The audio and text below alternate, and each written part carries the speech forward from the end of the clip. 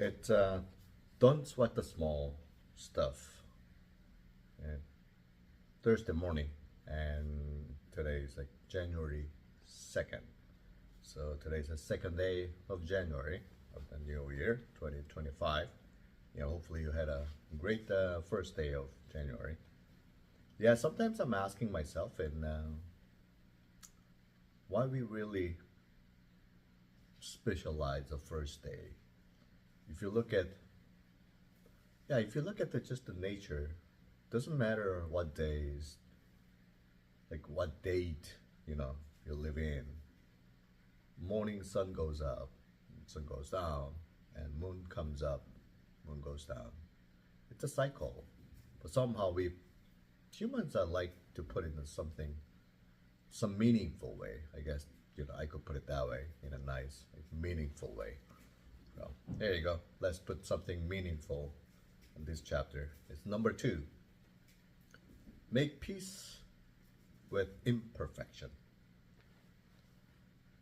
I've yet to meet an absolute perfectionist whose life was filled with inner peace.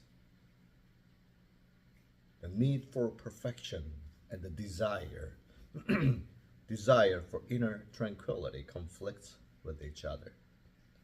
Whenever we are attached to having something a certain way, better than it always is, we are almost by definition, we are engaged in a losing battle. Rather than being connect and grateful, rather than being content and grateful for what we have, we are focused on what's wrong with something and our need to fix it. When we are zoned in on what's wrong, it implies that we are dissatisfied, discontent. Yeah, absolutely right.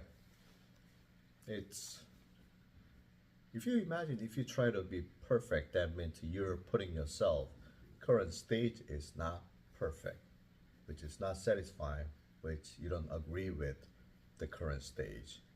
That's right. And then not agreeing, which means stress, cortisol, and dissatisfying, which is cortisol as well. So I believe being try to be perfect in certain matter is actually caused by all the, I don't know who's first. It's a cortisol first, or we make, cortisol home runs comes up. We see.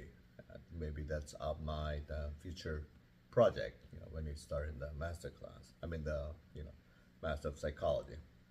Whether it's related to ourselves, such as a disorganized closet, a scratch on the car, an imperfect accomplishment, a few pounds we like to lose for ourselves, or someone else's imperfection, like the way someone looks, behave, or lives their lives. The very act of focusing on imperfection pulls us away from our goal of being kind and gentle. If you're not happy with the current stage, I don't think you'll be able to be kind and gentle, because kind and gentle, I believe that comes from your like happy mind and peaceful mind. You have to achieve that one first to be able to kind and gentle. This strategy has nothing to do with the ceasing to your very best. You don't have to stop it, but with being overly attached and focused on what's wrong with life. I guess that matters. It's about realizing that while there's always a better way to do something, this doesn't mean that you cannot enjoy and appreciate the way things already are. The solution here is to catch yourself when you fall into your habit of insisting that things should be other than they are. Gently remind yourself that life is okay the way it is, right now. In the absence of your judgment, everything will be fine. As you begin to eliminate your need for perfection in all areas of your life,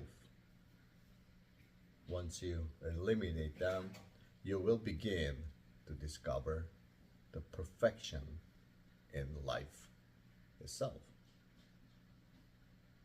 Interesting, right? If you eliminate to be a perfectionist in your life, you're gonna see the perfection in life itself. So life itself, it's yeah. Well, I don't know. Can you get it? Like being perfect, it's a concept that we made it. So like I've been talking about this a lot. Human creature, our neocortex, they try to define the only way we could survive. The survival is from the old age. Is it's all the lowest level of our brain function.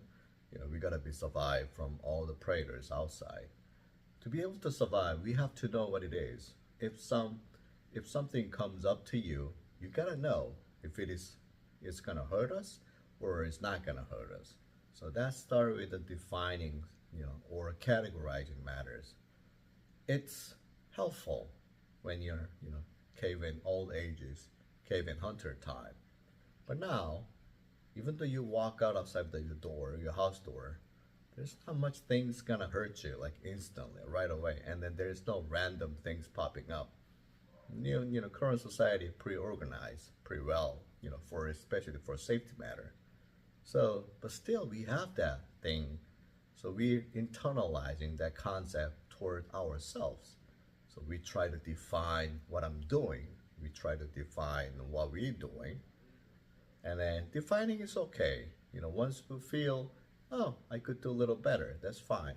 But once you start putting the limit, like box, like perfection, this is like a box to be perfect. Everything has to fit in there. Then things are start not going well easily because naturally, if you try to put in the box, whatever it is, you always have to worry about something from inside to going out, something from outside not coming in. It's natural. Even though you put in the matter in the nature, it continually change.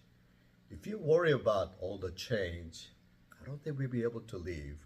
So that's why let go, let it go, and let it leave, and be who you are as you are.